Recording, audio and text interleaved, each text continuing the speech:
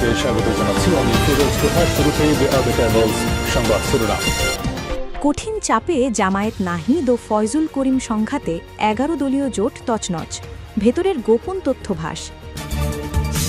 বিএনপির বিদ্রোহী প্রার্থীর কাছে ধরাশায়ী হতে পারে শরিক দলের প্রার্থীরা, বিএনপির বিরুদ্ধে রুমিন ফারহানার গোপন চক্রান্ত।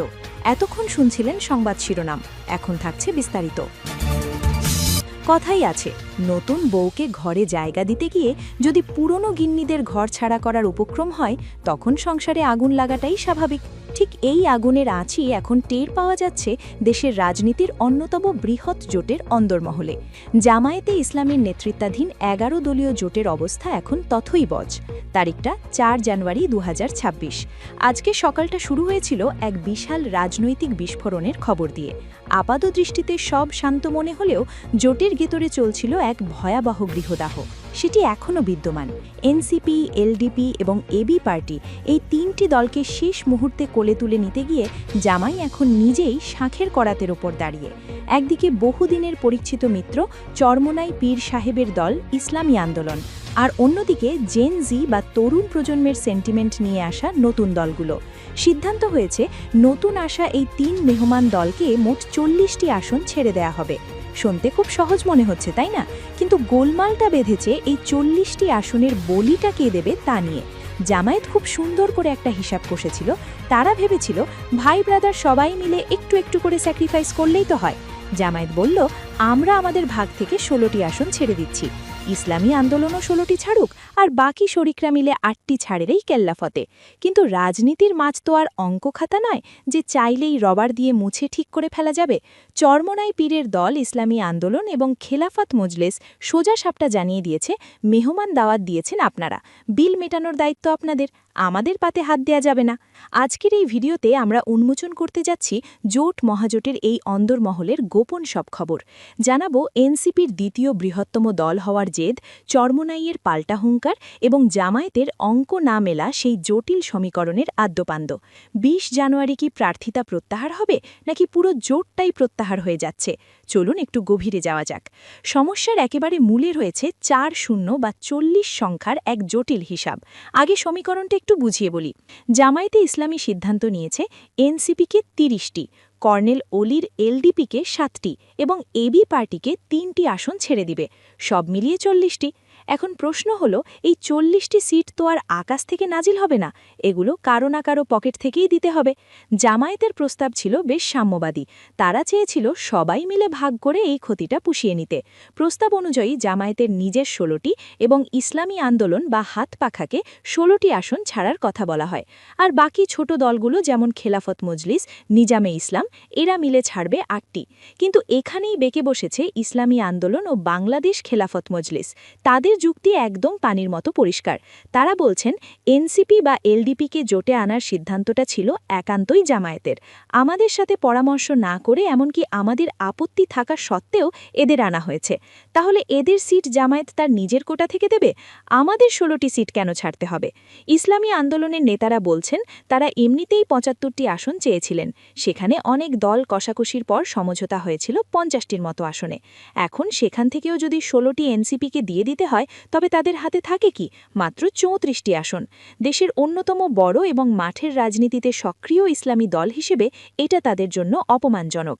তারা মনে করছেন, তাদের সাইজ করার জন্যই এই নতুন দলগুলোকে মাথায় তোলা হচ্ছে। জোটের ভেতরে এখন চলছে এক ভয়ঙ্কর ইগো ফাইট বা মর্যাদার লড়াই। লড়াইটা মূলত এনসিপি বনাম ইসলামী আন্দোলনের।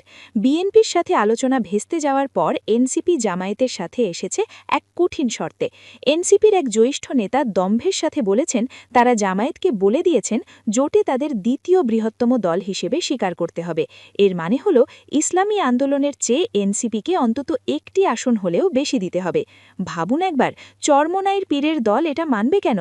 ইসলামী আন্দোলনের জ্যেষ্ঠ নায়েবে আমির সৈয়দ ফয়জুল করিম সাংবাদিকটির সামনেই এক বিস্ফোরক প্রশ্ন তুলেছেন। তিনি সরাসরি জানতে চেয়েছেন, সারা দেশে এনসিপির ভোট কত, তাদের সাংগঠনিক শক্তি কি? ফয়জুল করিম সাহেবের যুক্তি হল, ফেসবুক ফেসবুকের জনপ্রিয়তা আর ব্যালট বাক্সের জনপ্রিয়তা এক জিনিস নয়। যে দলের ইউনিয়ন পর্যায়ে কমিটি নেই, যাদের প্রার্থীর সংকট, তারা কিভাবে চরমোনাইয়ের চেয়ে বেশি আসন দাবি করে? দর্শক, রাজনীতির এমন সব ভেতরের খবর ও গভীর বিশ্লেষণ পেতে এখনই সাবস্ক্রাইব করুন। অন্যদিকে জামায়াতের নিজস্ব জরিপ বলছে ভিন্ন কথা। জামায়াত মনে করছে জুলাই গণ অভ্যুত্থানের কারণে এনসিপির জনসমর্থন প্রায় 6%। তরুণ ভোটার বা জেন-জিকে টানতে হলে এনসিপিকে তাদের জোটে দরকার। তাই সাংগঠনিক দুর্বলতা থাকার পরও জামায়াত এনসিপিকে ওভারভ্যালিউ বা বেশি গুরুত্ব দিচ্ছে। আর ঠিক এই জায়গাটিতেই চরমোনাই-এর আত্মসম্মানে লাগছে। তারা মনে করছেন ভুইফর একটি দলকে তাদের মাথার ওপর বসানো হচ্ছে। এনসিপিকে খুশি করতে গিয়ে জামায়াত তার পুরনো বন্ধুদেরও চটিয়েছে। মামুনুল হকের নেতৃত্বাধীন বাংলাদেশ খেলাফত মজলিস চেয়েছিল 22টি আসন। জামায়াত প্রথমে 13টি দিতে রাজি হয়েছিল, কিন্তু এখন এনসিপিকে জায়গা দিতে গিয়ে জামায়াত বলছে, ভাই আপনারা 13 থেকে আরও 2টি কমিয়ে 11টি আসন। বাংলাদেশ খেলাফতের নেতারা বলছেন এটা অসম্ভব। এনসিপিকে 30টি আসন দেবেন, এলডিপিকে 7টি দেবেন, আর আমাদের মতো পুরনো মিত্রদের 11টি, এটা হতেই পারে না। নিজামে ইসলাম পার্টি, খেলাফত আন্দোলন সবারই এক কথা। তারা বলছেন আমরা দুর্দিনে ছিলাম, সময় এসে ক্রিমের ভাগ খেয়ে যাবে, এটা মেনে নেওয়া যায় না। জামায়াতের হিসাব অনুযায়ী 248টি আসনে সমঝোতা হয়েছে, কিন্তু বাকি 52 আসনে এখনও মারামারি চলছে। আর এই 52 আসনের মধ্যে জামায়াত জরিপ করে প্রার্থী দিতে চায়, কিন্তু শরিকরা সেই জরিপ মানতে নারাজ। কারণ তারা জানে জরিপ করলে এনসিপি বা জামায়াতই এগিয়ে থাকবে, ছোট দলগুলো বাদ পড়বে। তথ্য বলছে এনসিপি জোটে আসায় পুরনো মিত্রদের অবজ্ঞা করা হচ্ছে, যা জোট ভাঙার কারণ হতে পারে। 20 জানুয়ারির আগে যদি এই ক্ষোভ প্রশমন না হয়, তবে আমরা দেখব অনেক দল জোট ছেড়েই চলে যাচ্ছে। জামায়াত এখনও পর্যন্ত হাত পাখাকে 31টি আসন ছাড়তে রাজি হয়েছে, কিন্তু হাত পাখা চায় 75টি। ব্যবধান বিশাল, 44টি আসনের গ্যাপ। আর এই গ্যাপ পূরণ করা কি আগামী 15 দিনে সম্ভব?